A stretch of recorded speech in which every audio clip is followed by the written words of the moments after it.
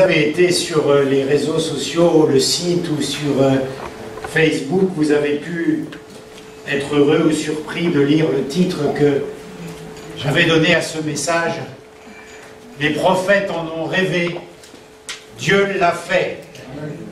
Les prophètes en ont rêvé et Dieu l'a fait.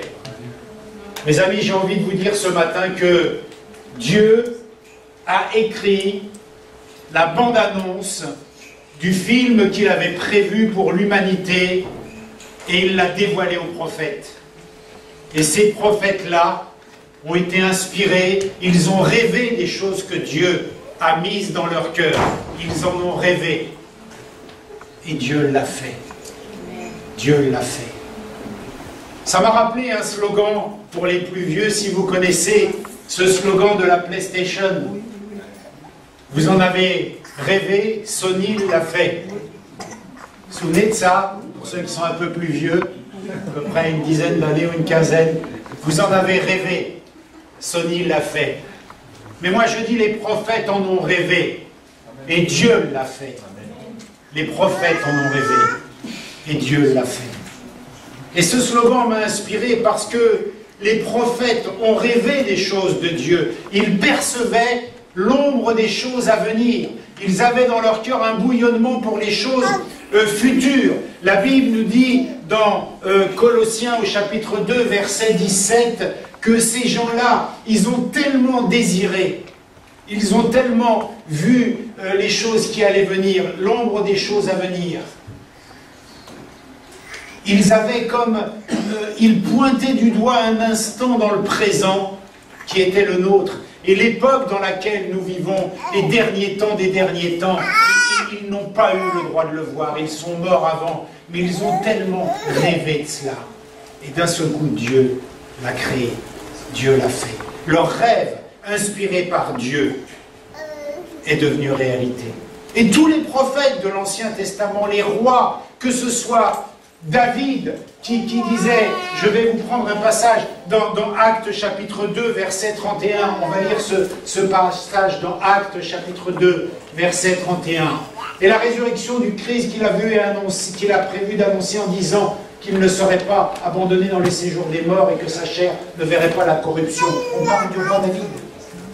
Tous ces rois, tous ces prophètes de l'Ancien Testament avaient dans le fond une vision pour les temps dans lesquels nous vivons. Et ils soupiraient, ils n'ont pas eu le droit. Ils n'ont pas pu vivre cette époque. Ils n'ont pas pu vivre cette époque. Et mes amis, Dieu, c'est un grand publiciste. Vous savez, on dit c'est un slogan du monde. Vous en avez rêvé, Sony l'a fait, c'est un slogan du monde, on ne peut pas utiliser ça. Mais mes amis, le monde n'a pas le privilège de l'imagination, n'a pas le privilège de la création. Le monde, il détourne juste ce qui existe déjà. Parce que cette publicité-là, Dieu l'avait déjà pensée, Dieu l'avait déjà conçue, Dieu l'avait déjà inventée. Et c'est les hommes qui ont déformé, qui ont repris. Parce que Dieu ne nous prive pas de créativité, d'imagination, ne nous prive pas de rêver. Il met des rêves dans nos cœurs, des rêves conformes à sa volonté, des rêves qui sont inspirés par le Saint-Esprit. Et les prophètes de l'Ancien Testament, ils ont écrit la bande-annonce du scénario de Dieu pour toute l'humanité. Ils ont crié, ils ont rêvé, ils ont chanté, ils ont pleuré, tout ce que Dieu leur mettait à cœur, ils ont couru après et ils n'ont pas eu le droit de venir dans cette période-là. Et nous avons ce privilège immense, nous avons ce privilège immense. Dieu a envoyé la bande-annonce de ce scénario par les prophètes. Et quand nous lisons la parole de Dieu, eh bien, nous pouvons voir ce que Dieu avait prévu. Nous pouvons voir ce que Dieu a dit, ce que Dieu a donné comme inspiration à ses prophètes. C'est pour ça que je dis, les prophètes en ont rêvé et Dieu l'a fait. Les prophètes en ont rêvé.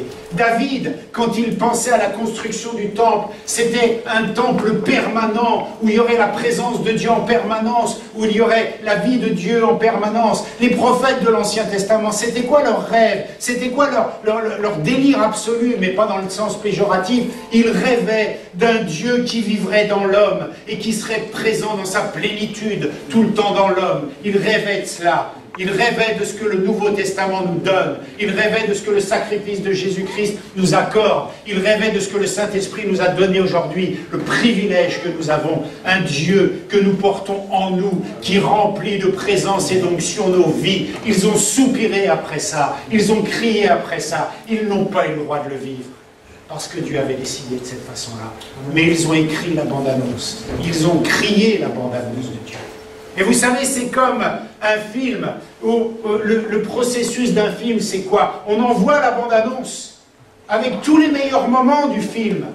Et bien souvent, quand on va voir le film, on est déçu parce qu'ils ont tout mis les meilleurs moments dans la bande-annonce, et après, il n'y a plus rien d'intéressant par rapport à ce qu'on a vu. Mais ça, c'était pour nous captiver, c'était pour nous attraper. Mais Dieu, il envoie la bande-annonce, et derrière, ça va être extraordinaire en plus. Et c'est pour ça qu'Ésaïe, au chapitre 63, au verset 19, il dit « Oh, si tu déchirais les cieux, si tu descendais », ce cri prophétique que Dieu a inspiré à David, il met dans le cœur de David ce cri, et il fait en sorte que ça devienne vrai. Et David dit, oh, si tu descendais, si tu déchirais les cieux. Il ne savait pas ce que ça voulait dire, mais il sentait, il vivait, il pousse ce cri. Ça, c'est la bande-annonce de ce qui va se passer. Ça, c'est la bande-annonce de la grande convocation de l'humanité. Parce que vous savez, dans un film, qu'est-ce qui se passe? On envoie la bande-annonce, tu regardes la bande-annonce, tu dis, oh, génial, je vais aller voir ce film.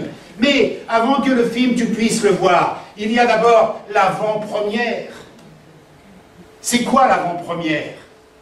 C'est on convoque un petit nombre de personnes particulières, la presse, les rédacteurs de films, ceux qui créent des films, les metteurs en scène, tout un petit groupe de privilégiés qui aura le droit de voir en avant-première, eh bien, la projection de ce film. Et Dieu dit, non, non, non, moi, eh bien, j'annonce au monde entier que l'avant-première du film dont je vous ai envoyé le scénario au travers des prophètes, aujourd'hui, l'avant-première de ce film, je convoque l'humanité à une date bien précise pour vous annoncer l'avant-première de ce film. Et c'est quoi la convocation de toute l'humanité, de Dieu, pour cette avant-première? C'est le baptême de Jésus-Christ. Il a dit au monde entier, oh, hey, tout ce que je vous ai envoyé par les prophètes, maintenant, regardez, vous avez eu la bande-annonce, le film commence. Il commence là, maintenant. Et c'est le baptême de Jésus-Christ. C'est là que l'histoire commence. C'est là que le film... Et pourquoi il y a un privilège à une avant-première? Parce que quand il y a une avant-première, on réunit les gens les plus importants. Et on veut leur dévoiler quelque chose de particulier que personne n'a encore jamais vu, le film.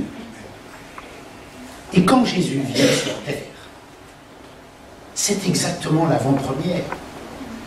On va révéler au monde un secret que personne ne connaît. Jésus-Christ, Dieu fait homme, qui vient sur terre mourir à la croix, par la suite, mais là qui vient d'abord sur terre.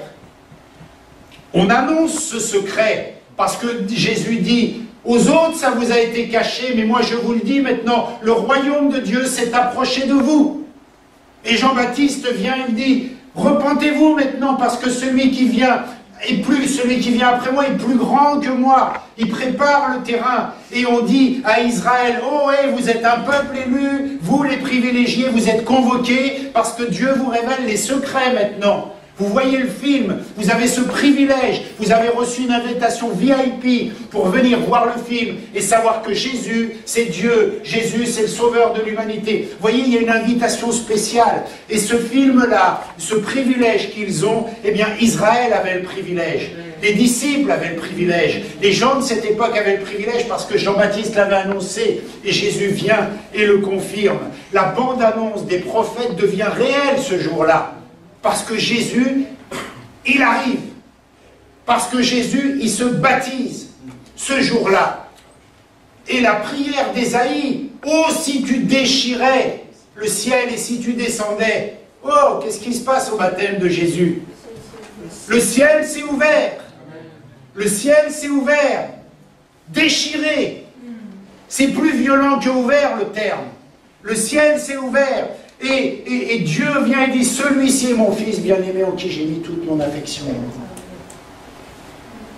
Il dit ça dans 2 évangiles, et dans un autre évangile, il dit, tu es mon fils bien-aimé. Ça veut dire qu'à un moment Dieu parle à la foule, à un moment Dieu parle à Jésus. Il confirme Jésus, il confirme à la foule. Et ce jour-là, c'est le grand rendez-vous de l'humanité.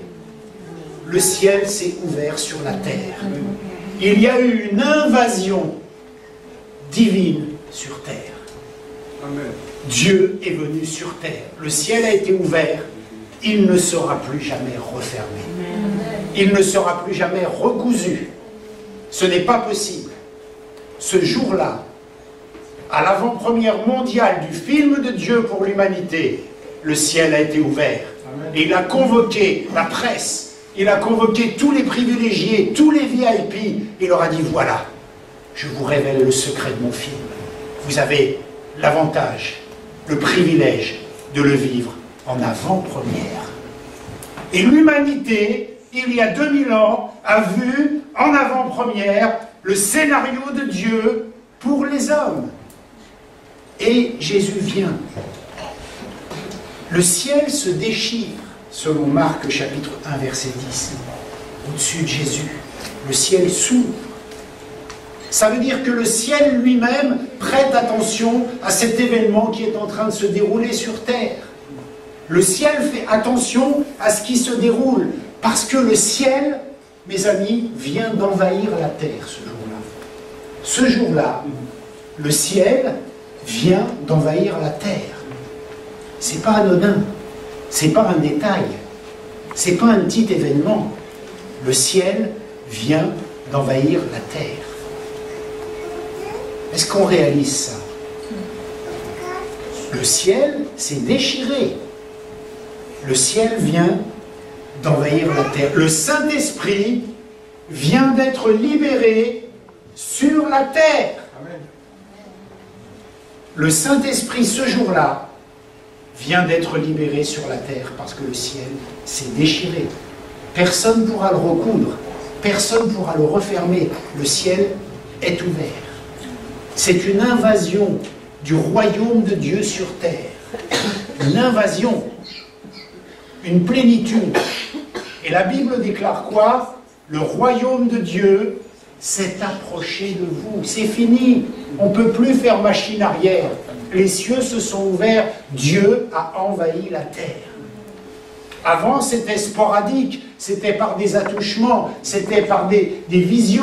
C'était par des flashs, des impulsions. Maintenant, Dieu a envahi la terre. Et la suite du film va se dérouler. Mais ce jour-là, il se passe quelque chose d'extraordinaire. La parole d'Ésaïe. Oh, si tu déchirais les cieux. Oh, si tu descendais sur terre. Mais c'est fait, mon gars. Ce que tu as vécu, ce après quoi tu as crié, ce après quoi tu as pleuré, c'est fait, c'est réel, c'est arrivé. Le ciel a été déchiré, il est descendu.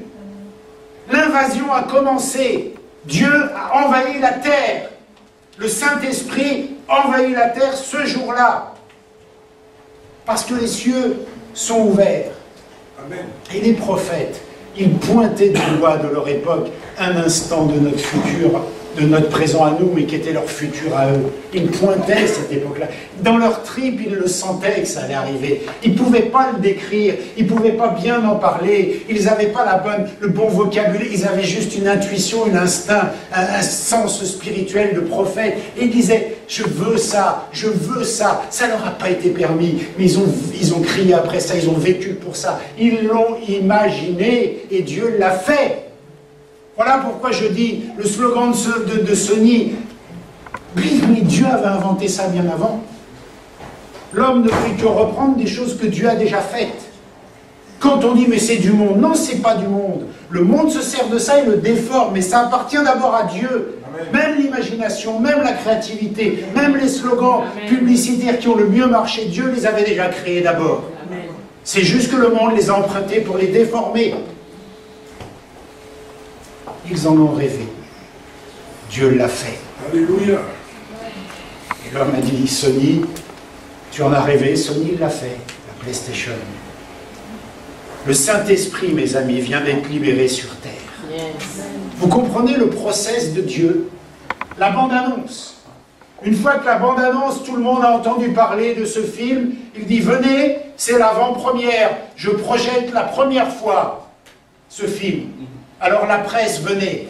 Alors tous les gens importants, venez. Vous allez voir le film en premier, vous allez vous faire un avis.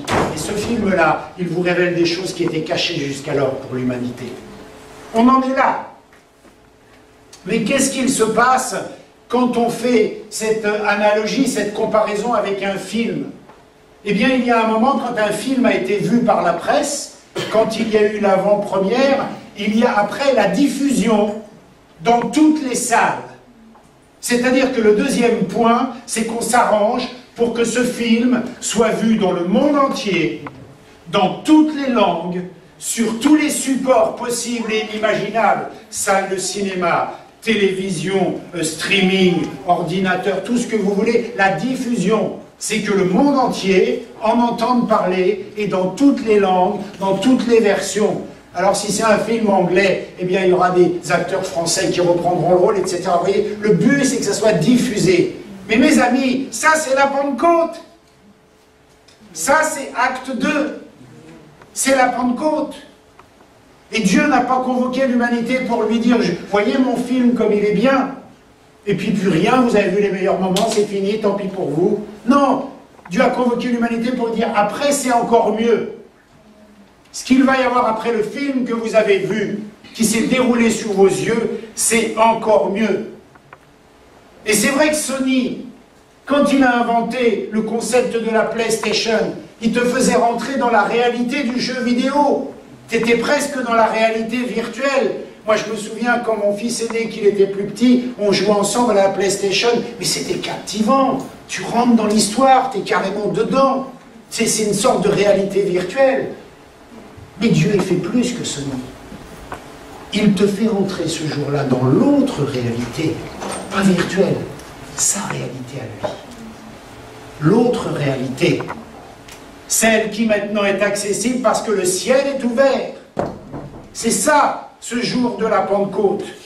Et Dieu te donne la possibilité d'interagir maintenant avec ce film.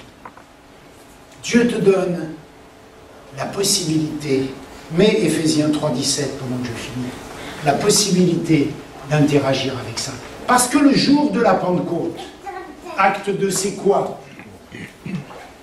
Le jour de la Pentecôte, nous retrouvons le dessein originel de Dieu pour l'humanité, un peuple qui porte sa plénitude.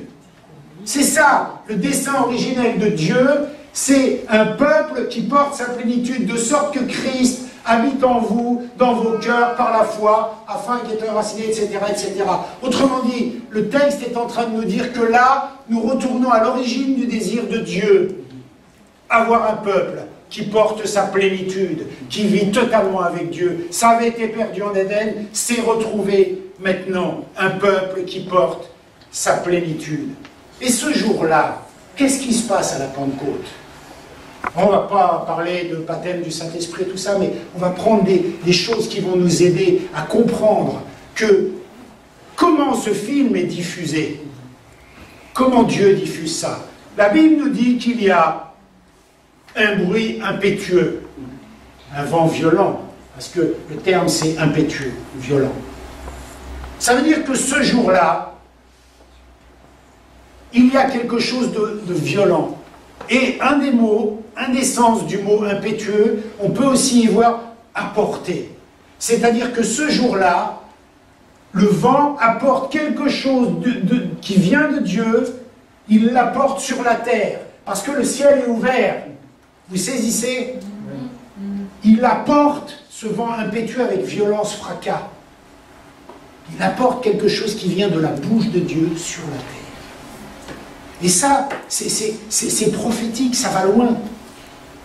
Et on doit se pencher sur ces choses-là, parce que ça vient depuis la bouche de Dieu. Et Genèse, chapitre 1, verset 3, nous dit que la parole de Dieu est créatrice, il a créé le monde par sa parole. Il a dit, et ça a été. Mais quand le ciel est ouvert, ce qu'il dit traverse le ciel et vient prendre réalité sur cette terre, par sa parole, impétueux, violemment. Je vous rappelle que quand Jésus a été crucifié, les rochers se sont fendus. C'est les mêmes termes. Le voile s'est déchiré. C'est les mêmes idées. Pour vous dire la violence de ces événements-là. Et la Bible nous dit que Dieu se déplace sur le vent. Un vent impétueux ce jour-là. Un vent impétueux qui apporte sur terre quelque chose qui vient de Dieu, qui vient de très loin. Ça vient de Dieu. Mais c'est possible parce que le ciel est ouvert. Ça apporte. Et ce vent-là, la Bible nous dit dans le psaume 104, verset 3, que Dieu se déplace sur le vent. Ça veut dire que ce vent, il est chargé de Dieu, il est Dieu quelque part. Attention, hein. Le vent, c'est pas Dieu, on s'est bien compris. Mais voyez l'idée? Quelque part, il apporte. Ça vient de Dieu. Et ce vent-là,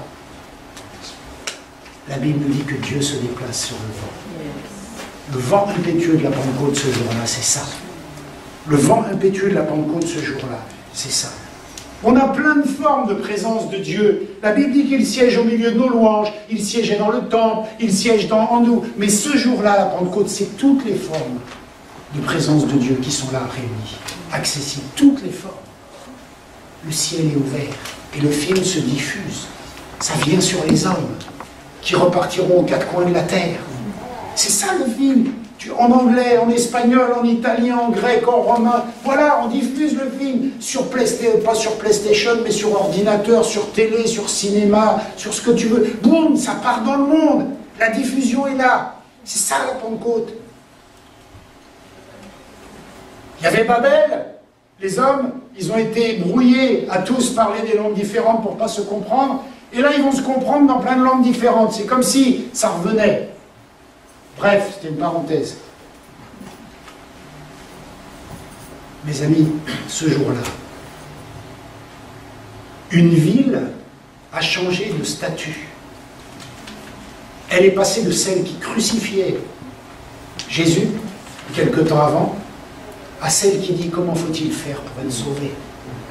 Une ville change de statut parce qu'un vent impétueux qui vient de Dieu, parce que le ciel a été ouvert, change de statut. Jérusalem, je vous rappelle qu'il y a quelque temps avant, ça, il crucifiait Jésus.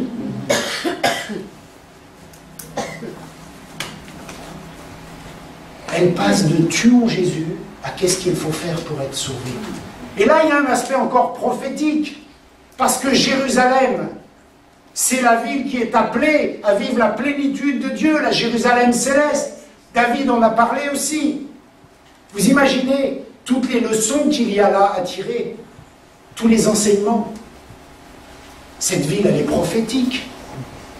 Elle passe de tuer Jésus, crucifier Jésus, à qu'est-ce qu'il faut faire pour être sauvé. Mais en même temps, cette ville a un destin, une destinée extraordinaire. Elle est appelée à vivre la plénitude, de contenir la plénitude de Dieu. Et ce jour-là, c'est ce qui se passe. Le ciel envahit cette ville. Elle change complètement de statut. Là, c'est la même chose que le jour du baptême de Jésus, mais sur des hommes, sur une ville. Le film commence à être diffusé. Ah, tu l'as en anglais? Ouais, ok, parce que moi, je vais aller le voir. C'est ça ce qui se passe. C'est ça notre privilège. Je vous rappelle que des prophètes en ont pleuré de ne pas vivre ça. Oh non. Et nous, on est en plein dedans. Enfin, là, on n'est même pas dedans, c'est la Pentecôte. On n'est même pas rentré dans le film. C'est le baptême, le ciel a été ouvert, ça y est, vu qu'il est ouvert, le vent vient et traverse, et il touche les hommes qui sont là dans cette ville, et cette ville change de statut. Vous imaginez le changement d'atmosphère qu'il peut y avoir ce jour-là? C'est pas si vieux qu'on a crucifié Jésus. C'est pas si vieux tout ça. Et là, d'un seul coup, ils disent des merveilles de Dieu. C'est comme si les gens, ils sont au boulot, tiens, on pose les sacs, il y a un vent impétueux, on va écouter, qu'est-ce qui se passe? Waouh! C'est ça, le vent impétueux. C'est ça ce qui se passe. Et mes amis, l'histoire de ce film de Dieu, il correspond encore à ce que moi je vois d'un film. Ce film-là, il a été diffusé, mais c'est un succès planétaire. On en parle depuis 2 ans. C'est mieux que tout ce que vous voulez. Alors moi, je vais vous dire des trucs de mon époque, ça va vous faire mourir de rire. C'est mieux que tous les Rocky, tous les Star Wars, on en a fait 10 épisodes, 15 épisodes. Je sais pas les films aujourd'hui qui ont 20 épisodes ou 30. Mais c'est mieux que ça, puisque c'est infini. C'est une histoire sans fin. C'est une histoire éternelle. C'est pas tu refais Jésus la croix 1, Jésus la croix 2, Jésus le retour. Non, c'est éternel. C'est une histoire sans fin, ça termine jamais. Cette histoire-là, mon ami, elle contient tous les ingrédients des best-sellers d'aujourd'hui. Tous les ingrédients. Parce que cette histoire-là, c'est une histoire dont on rêve. Un Dieu qui vient sur terre et qui nous aime. Et qui a le pouvoir de parler au vent, à la tempête, de briser le pouvoir de la mort, de guérir les possédés. Et ce Dieu t'aime. Ah, mais j'en veux de cette histoire-là. J'en ai rêvé. Eh bien, Dieu l'a fait. T'en as rêvé. Pourquoi? Parce que dans ton cœur, tu avais la pensée de l'éternité. Parce que dans ton cœur, il y a des choses qui te disent « Ah, si Dieu pouvait exister, ça serait formidable, il serait gentil. » Eh bien, il existe. Dieu l'a fait. T'en as rêvé. Dieu l'a fait. Mieux que la PlayStation. L'humanité, secrètement, avec son désir d'éternité, avec sa quête absolue de Dieu, elle en rêve quelque part. Elle dit, oh, si Dieu pouvait exister, oh, si Dieu si, et si Dieu ça. Mais Dieu dit, eh ben, t'en as rêvé, t'en as crié, je l'ai fait. Je l'ai fait. Voilà le film. Voilà le scénario. Et pourquoi il possède tous les ingrédients, ce film-là? Parce que c'est un film dont on rêve. Et vous savez, quand on regarde des films, il ne faut pas se mentir, on a envie, dans des films qui nous intéressent vraiment bien, d'y être acteur. Il y a une sorte d'identification. Moi, je ne sais pas vous, mais moi, quand je vois des héros, je me dis, genre, c'est moi des fois. Parce qu'on a envie de rentrer dans l'histoire, ça nous plaît, on s'identifie. Mais l'histoire que nous propose Dieu, elle contient tous les ingrédients. On a envie d'y rentrer. On a envie d'y rentrer. Et cette histoire, les films, des fois, ils sont tellement bien, ils ont tellement marché qu'on en fait des suites. C'est la grande mode, parce qu'ils marchent super bien, on en fait des suites. Mais là, il n'y a pas de suite, ça ne termine jamais. L'histoire de Dieu a tous les ingrédients pour être un best-seller. Et c'est là qu'on passe d'une ville qui a changé de statut à des hommes qui ont changé de statut, à un homme qui change de statut. Pierre, ce jour-là, change de statut du peureux 40 jours avant qu'il était. Il se met à prêcher avec zèle à des gens. Et tu changes de statut. C'est là que tu rentres dans le film. Tu changes de statut. Parce que tu peux être acteur de ce film, de ce scénario auquel Dieu t'a convié. Tu peux être acteur. Parce que la Pentecôte, c'est ça. Qu'est-ce qu'il se passe là encore? Voyons rapidement. Ce n'est pas une étude sur le baptême du Saint-Esprit. C'est pour que nous, croyants, nous puissions prendre notre part en se disant, mais quel privilège on a, mais combien je passe à côté de certaines choses, mais tous ces prophètes ont voulu ce que moi j'ai là, jusqu'en me réunissant là, ce matin, j'ai ce que des gens ont voulu, ils en sont morts, ils ne l'ont pas vécu, ça leur a été interdit. La Bible nous dit qu'ils ont aspiré, après ça, je ne vais pas tout vous répéter. Là, ce jour-là, il nous est parlé de vin, du pinard, le vin. Ce qui semblait ivre.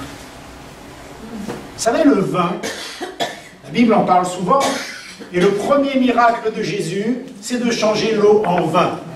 Vous imaginez, Dieu, son premier souci, quand il s'est manifesté sur terre, il a dit, ah, je vais changer de l'eau en vin. Il aurait pu faire un truc plus spirituel quand même, non? Du vin pour un mariage, pour la fête, franchement. Le vin, c'est important.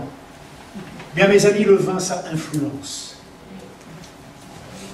Ce jour-là, la ville a été influencée. Ce jour-là, le vin a influencé la ville. La ville a été influencée. Pierre commence sa prédication devant de la moquerie. On est d'accord? C'est comme si je vous prêche là et vous vous moquez de moi. Je commence ma prédication comme ça et vous vous moquez de moi. C'est ce qui se passe ce jour-là. Ha ha ha, ils sont ivres. Ha ha ha, on dirait qu'ils sont pleins de vin doux. Ha ha ha ha. Ouais, c'est ça.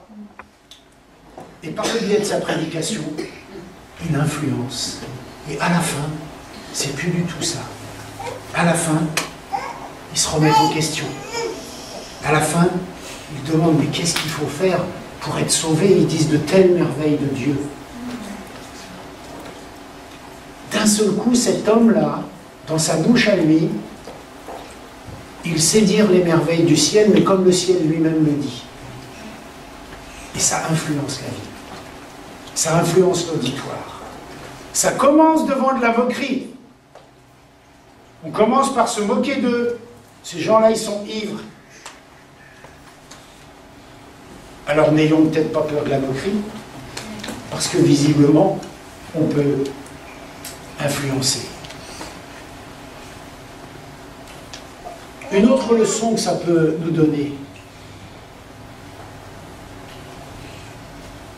c'est qu'on voit là que Dieu permet que nous soyons perçus comme des gens ivres, exubérants. Et nous qui sommes plutôt dans le soyons sages, soyons...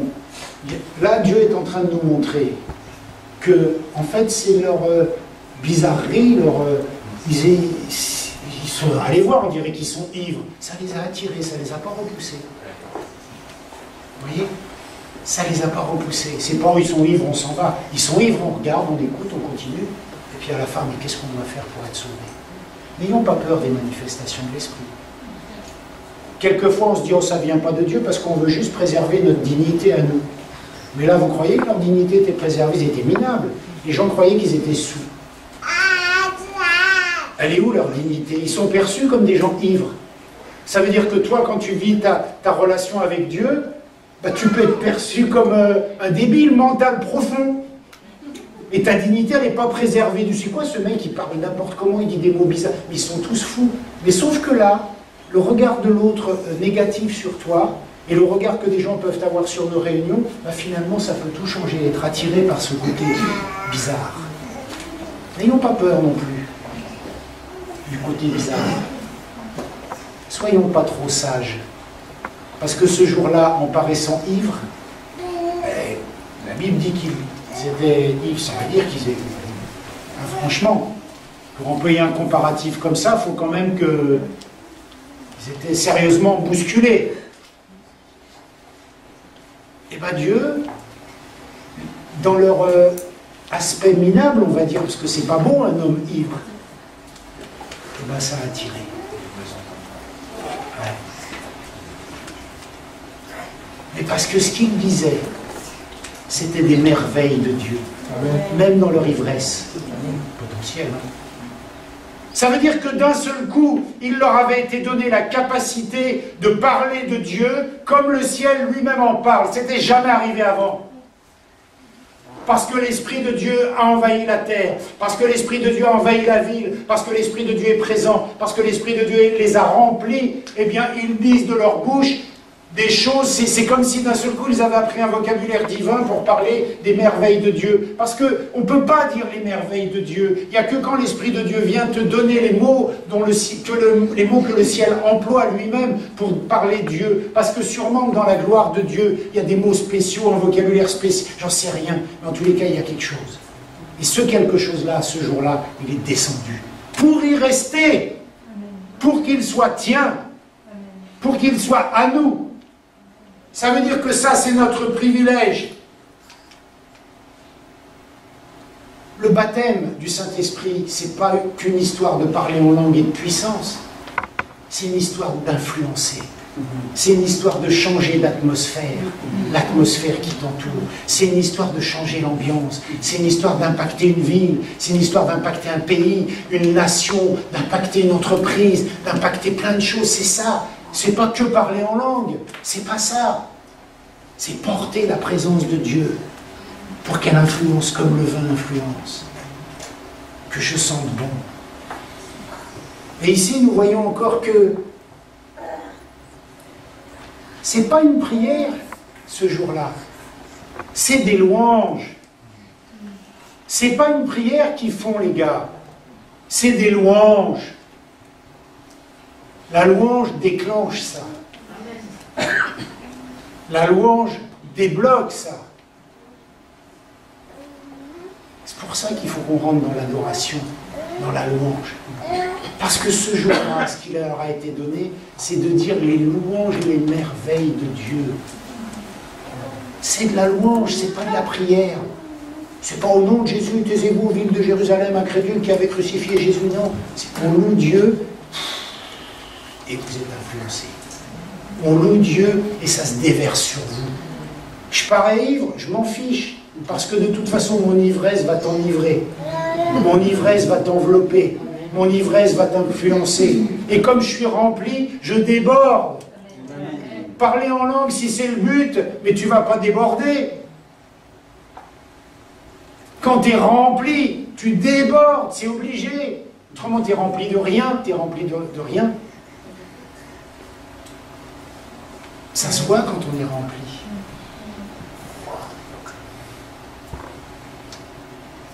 Acte chapitre 4, verset 29. 2 chapitres après acte 2.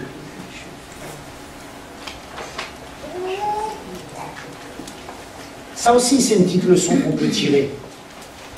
Ce jour-là, maintenant, Seigneur, vois leurs menaces, donne à tes serviteurs d'annoncer la parole avec une pleine assurance. En fait, les disciples viennent d'être arrêtés, emprisonnés avant acte 4. Et là, ils sont libérés. Et vous voyez ce qu'ils demandent?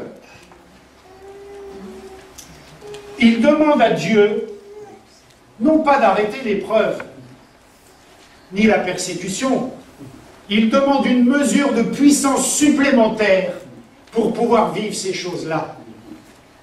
Il ne dit pas, Seigneur, arrête tous ces gens-là qui nous persécutent, qui nous font du mal, ou qui nous critiquent, ou qui veulent nous emprisonner. Non, ils disent, Seigneur, plus, vois leurs menaces. Et comme tu vois leurs menaces, ils ne disent pas, arrête leurs menaces, ils disent, vois leurs menaces. Et comme tu vois leurs menaces, donne à tes serviteurs d'annoncer ta parole avec une pleine assurance, une mesure de plus. C'est-à-dire que cet épisode de Acte 2 qui ont vécu les hommes, eh ben, ce n'est pas un épisode qui est fini. On doit renouveler. Là, il demande à être renouvelé. C'est pas baptisé une fois pour toutes. Tu n'as pas vécu ta Pentecôte une fois pour toutes. Tu dois être renouvelé. Et ce jour-là, ils en demandent encore plus. Et quelquefois, on dit, je ne peux pas être renouvelé, parce que ça voudrait dire que je suis vide. Non! Ça voudrait dire que tu augmentes encore la mesure de Dieu que tu as en toi, pour qu'elle devienne encore plus grande. C'est ça, être renouvelé. Et tu n'es pas renouvelé parce que tu es vide. Tu es renouvelé parce que tu veux plus. Plus. Plus. Et là, il demande plus. Et voyez, quand même, moi, ça me parle vraiment. En fait, il ne demande pas que ça s'arrête, la persécution. Il ne dit pas, arrête leurs menaces. Non, il dit, donne-nous une pleine assurance pour qu'on puisse faire face à cela. Ils auraient pu dire, hey, arrête leurs menaces. Ce n'est pas ce qu'ils ont demandé. Donne plus, plus. Et mon ami, ta prière, notre prière, c'est de dire plus. J'ai été baptisé, je parle en langue, plus. Je ne suis pas baptisé, je n'ai pas vécu ma Pentecôte, plus. Je suis vide, remplis-moi, et j'ai été vidé, renouvelle-moi. C'est ça qu'on doit demander. C'est ça les enseignements de ce qui se passe ce jour-là. Pierre dit plus, plus, plus. Et enfin, pour terminer, j'aurais pu faire 4 dimanches là-dessus. Dans Acte 15, c'est en fait la première réunion supra-pastorale, c'est le concile de Jérusalem en gros, et ils se réunissent. Voilà, on a un problème. On a un problème, c'est que ceux qui ne sont pas juifs, eh ben, ils se convertissent. Hein. Et ça ne va pas du tout dans la doctrine. Et même ils reçoivent des choses bien avant nous, etc. Et il y a une démarche qui a été faite le jour de ce concile qui est intéressante. Jacques et les autres apôtres, au lieu de dire, bon, ils sont partis d'un constat. Ils ont dit, qu'est-ce qui se passe? Il se passe que les païens, ils parlent en langue, il se passe qu'ils ne sont pas juifs, et puis Jésus, il les sauve, alors que c'est notre Messie. Ils ne sont pas circoncis, ça ne va pas du tout. Chacun venait avec sa petite truc qui n'était pas dans la doctrine, quoi. Jacques, il disait peut-être ça, Pierre, il disait peut-être ça, et ça n'allait pas. Mais en fait, regardez comment ils prennent le problème avec l'esprit. C'est-à-dire qu'ils ne disent pas, d'abord, bon, voyons les Écritures. Non, non, ils disent, ok, voilà ce qui se passe. Voilà ce qu'on vit.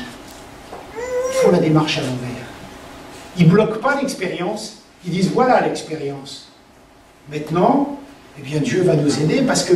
Et ce qui est formidable, essayons de comprendre, c'est que là, ils ne sont pas en train de réfuter quelque chose en disant, c'est pas biblique.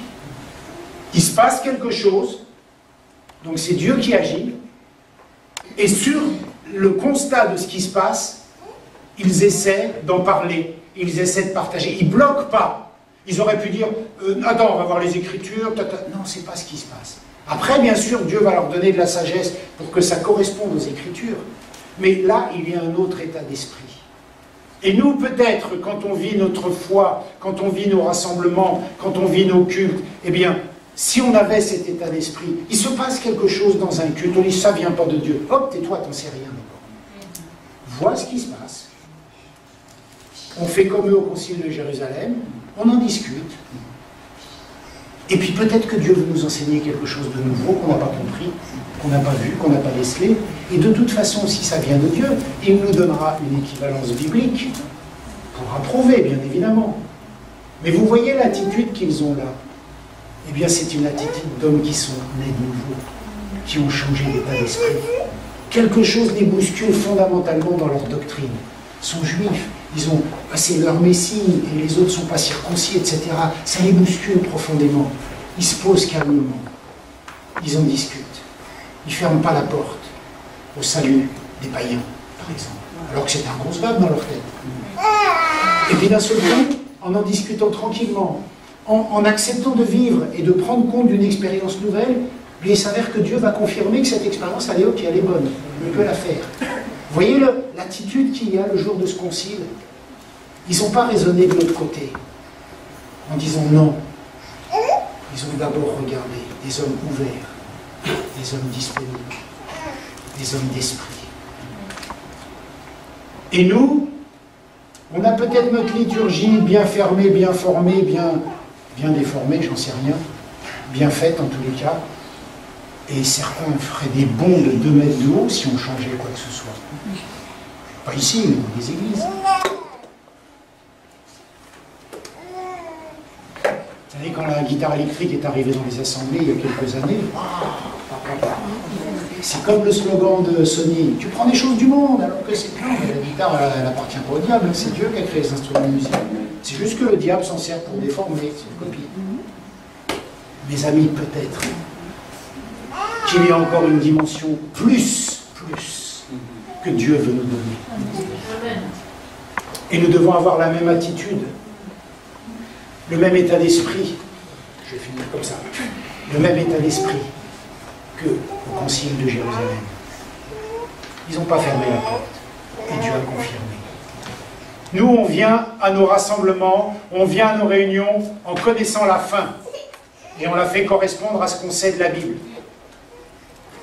Mais si on venait sans en connaître la fin, en vivant ce que nous devons vivre, et une fois qu'on a vécu, on se dit, tiens, Dieu pousse peut-être dans ce sens-là, et Dieu nous inspirerait, confirmerait ou infirmerait les choses. Tout ça parce qu'on demande plus. Mais nous demandons plus de guérison, plus d'argent, plus de... Oui, d'accord, mais ça passe peut-être par une autre organisation, ça passe peut-être par une autre façon de faire.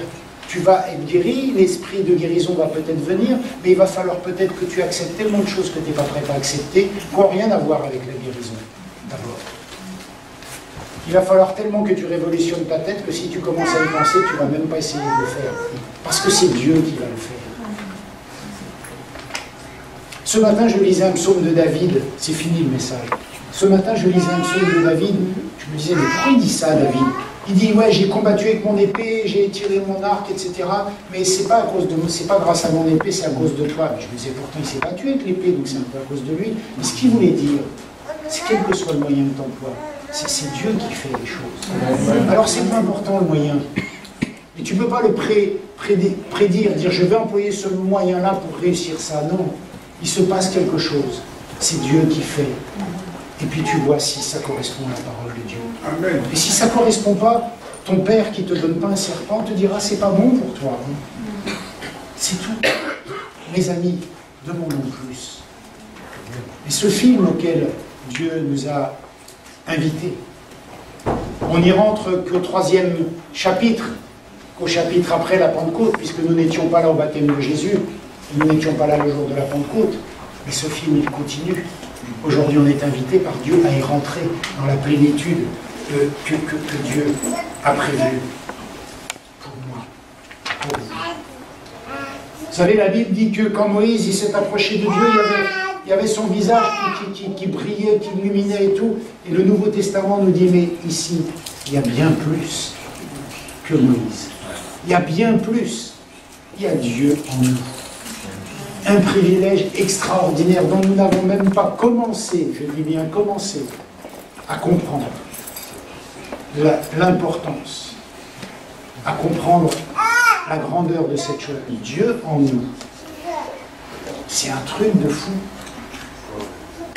Ces gens-là sont morts alors qu'ils l'avaient déjà pressenti. Ils auraient tellement voulu le vivre. Ils auraient tellement voulu être dans notre temps. Ils ont donné leur vie entière alors qu'ils n'ont pas eu 1/10 de ce que nous avons. Et ils ont donné leur vie entière. Et ça a été une quête pour eux. Et nous avons ça. Et nous sommes là en train de nous prendre la tête. Alors que nous avons ça. Nous devrions demander plus. Plus. Remplis-nous. C'est comme ça que les réveils viennent. Remplis-nous. On s'en fout, remplis-nous. On verra bien, tu nous diras ce qui est bien, ce qui est mal. On n'est pas des débiles mentaux. L'Esprit de Dieu nous parlera. L'Esprit de Dieu nous enseignera. L'Esprit de Dieu nous conduira. Croyez-vous que ces gens-là, ils étaient prêts à accepter que Dieu pourrait sauver des non-juifs? Et bien Dieu les a convaincus. Vous imaginez le pauvre Pierre, ce jour où il voit sur la nappe, là, des trucs impurs à manger, mais ça doit être une révolution dans sa tête. Si Dieu n'agit pas, si Dieu lui dit pas, oh, tue et mange, tue et mange. Et jamais il aurait pu faire un truc pareil. Jamais. Un juif, manger des crabes, des crevettes, c'était pas possible. Et Dieu, son Dieu, de Jésus qu'il connaît, qui est mort à la croix, qui lui a donné l'esprit, il lui dit, tue et mange. Mais Seigneur, dans la loi, c'est marqué que je ne peux pas en manger. Tue et mange. Mais quelle révolution dont tu as besoin, dont j'ai besoin. Aujourd'hui, de la même façon, on ne parle pas de crevettes, on ne parle pas de crabes, on parle de liturgie, on parle d'investissement, on parle de rassemblement, on parle d'obéissance. On a une révolution. Et si Dieu nous disait d'un seul coup, je ne suis pas avec vous encore, vous n'avez même pas commencé à goûter le quart, révolutionnez vos têtes. Comme Pierre a révolutionné son credo, sa doctrine de jeu. Mais moi, mais vous vous rendez compte, cet homme-là, ce qu'il a dû faire ce jour-là? Il a dû revenir sur tout ce qu'il avait appris. Tout ce qu'il savait. Tout. Dieu, qui avait interdit ça, lui disait maintenant, fais-le. Mais comment comprendre un truc pareil? Comment saisir ça?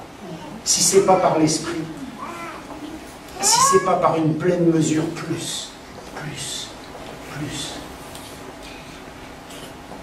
Voilà ce que nous devons vivre. Voilà le privilège que nous avons. Des rois, des prophètes ont voulu le voir, ils ne l'ont pas vu. David en a fait des psaumes, il ne l'a pas vu. Il l'a pressenti. Ézéchiel, il l'a pressenti. Ésaïe, il l'a crié, oh, si tu déchirais les cieux. Je vais finir par déchirer tout le truc. Si tu déchirais les cieux. Ce cri qui vient du cœur, mais que Dieu met en même temps en lui. Parce que ça vient de Dieu. Il lui inspire cette prière. Pour qu'elle se réalise des siècles après. Oh, si tu déchirais les cieux. Nous qui vivons dans les derniers des derniers temps, nous avons un privilège extraordinaire. Et mes amis, on fait une erreur. On fait une erreur, et c'est en réfléchissant sur ce sujet-là, de vouloir avoir la représentation des choses comme nous voudrions qu'elles soient, et non pas comme la Bible nous les décrit. Prenez un exemple rapide en conclusion. Des gens se disent, mais pourquoi Dieu qui est unique, Jésus est-il assis à sa droite? Il y a deux dieux. Non, moi je veux un Dieu unique. C'est les grandes religions monothéistes et tout ça. Mais arrête de te prendre la tête. La Bible te présente un Dieu trinitaire. Tais-toi, c'est la Bible qui dit comment Dieu est. C'est pas à toi de dire comment Dieu doit être. Eh bien, la Pentecôte, la puissance de... Tais-toi. C'est pas à toi de dire on doit faire comme ça. Tais-toi. La Bible te dit voilà ce qui va se passer. Tu dois être débordé, tu dois rien comprendre. Tu dois accepter des choses qui ne correspondent pas à ta doctrine. C'est la Bible qui te présente comment ça se passe. Dieu, eh bien oui, il est trinitaire. C'est la Bible qui le dit, tu n'as pas à discuter. Autrement, on va croire dans le Coran, on va croire dans le yoga, je ne sais pas, mais pas dans la Bible, puisque la Bible t'enseigne que notre Dieu, à nous, c'est tout à fait possible, que Jésus, c'est un mystère, la Trinité, quelque part, c'est un mystère. Il y a Jésus qui est assis à la droite de Dieu, il y a Dieu, et c'est le même Dieu. Mais c'est la Bible qui te le dit, alors tu crois ou tu ne crois pas, et si tu ne crois pas, tu t'en vas. Mais si tu crois, et tu ne discutes pas. C'est ça. Et dans la vie de l'esprit, la Bible est en train de te dire, bon, tu as vu ce qui s'est passé à la Pentecôte? Le ciel s'est ouvert pour le baptême de Jésus. Et maintenant, à la Pentecôte, ça a été déversé sur les hommes. Et toi, voilà ce que tu dois faire. T'y crois ou t'y crois pas? Tu veux le vivre ou tu veux... Mais c'est pas pour discuter. Ça se discute pas. Ça se vit ou ça se vit pas. C'est tout. L'Esprit de Dieu, il nous en faut plus. Ça se discute pas. C'est, oui, j'accepte. Cette vérité-là, j'en ai besoin, parce que la Bible le dit. Voilà. Amen. Merci, Gilles. On n'est pas là pour se battre, à coups de versets, à coups de doctrine, à coups de « moi je crois ça, toi tu crois... » Non, on est là pour vivre ce que la Bible déclare. Et comme nous, on ne sait rien, comme on n'y connaît rien, comme on ne sait pas, eh bien, vaut mieux croire ce que la Bible dit. Elle nous dit que Dieu, il n'y a qu'un seul Dieu, mais qu'il est trinitaire. Eh bien, on croit que Dieu est trinitaire. Voilà, on le croit. Et je ne vais pas discuter avec toi si tu ne le crois pas, parce que là, je crois dans ce que dit la Bible et à la façon dont elle me présente Dieu. Elle me présente un Dieu dans l'Ancien Testament qui parle, qui dit « faisons l'homme », il parle à plusieurs personnes. Elle me présente le Saint-Esprit qui est là avec Dieu, et elle me présente l'Esprit de Dieu qui a des attributs de quelqu'un, d'une personne. Alors je crois que l'Esprit est une personne parce que la Bible me le décrit comme ça, et je ne prends pas la tête. Et la Pentecôte, c'est pareil. Je crois que Dieu m'a tout donné ce jour-là, et que je suis incapable de le gérer, et que je suis incapable même de rentrer un pied là-dedans, ça me dépasse. Alors, Seigneur, j'en veux plus. Voilà, je le crois, la parole le dit. C'est tout. C'est tout. Et si j'avais un autre credo, je ne serais pas serviteur de Dieu, et je ne prêcherais pas l'évangile. Je prêcherais, je ne sais pas, autre chose, une autre religion, je ne sais rien. Mais moi, je crois en ça. Je crois dans la façon dont la Bible me présente les choses. Et je ne veux pas discuter avec la Bible. C'est elle qui a raison. C'est elle qui sait. Et il y a suffisamment de faisceaux de preuves pour admettre des choses simplement.